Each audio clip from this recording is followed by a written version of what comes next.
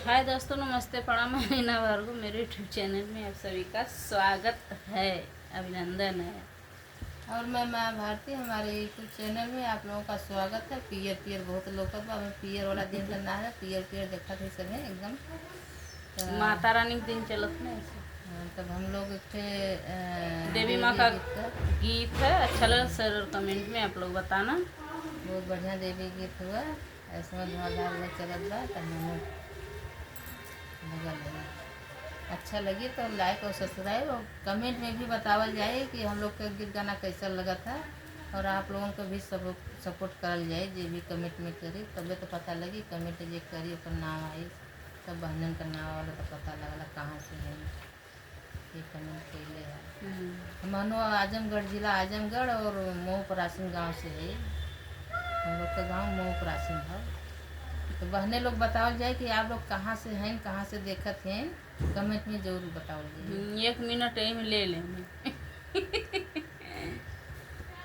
धवली मंदिलवा मैया देहलू नाया शिशिया हो कि काहू लेके ना, हो कि काहू लेके ना मैया जाइब हम ससुरवा हो कि काहू लेके ना मैया जाइब हम ससुरवा हो कि काहू लेके ना।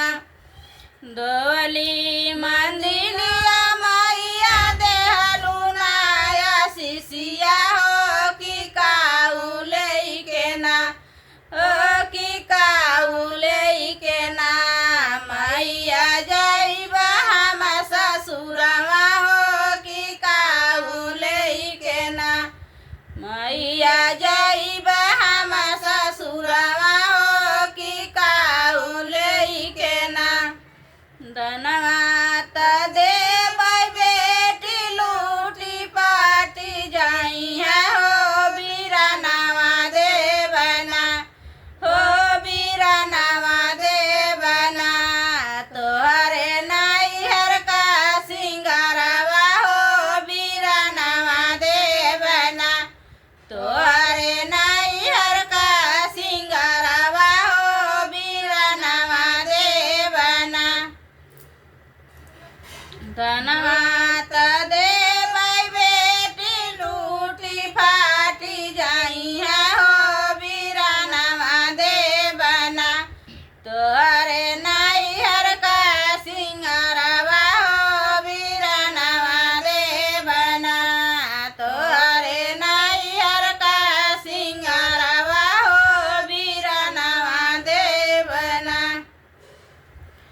डोली मंदिलिया मैया देहलू नाया शिशिया हो कि काहू लेके ना मैया जाइब हम ससुरवा हो कि काहू लेके ना मैया जाइब हम ससुरवा हो कि काहू लेके ना।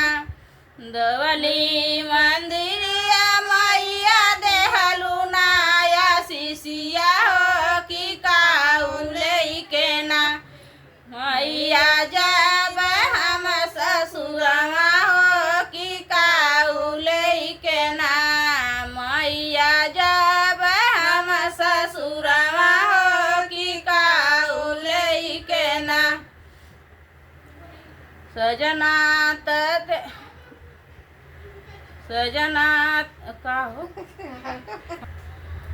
महलत देबै बेटी टूटी फाटी जाई है हो सजनवा देवना, हो सजनवा देवना तोहरे मांगी कैसे नूरवा हो सजनवा देवना, तोहरे मांगी कैसे नूरवा हो सजनवा देवना, तोहरे मांगी कैसे नूरवा हो सजनवा देवना। डोली मंदिरिया मैया देहलू नाया शिशिया हो कि काहू लेके ना मैया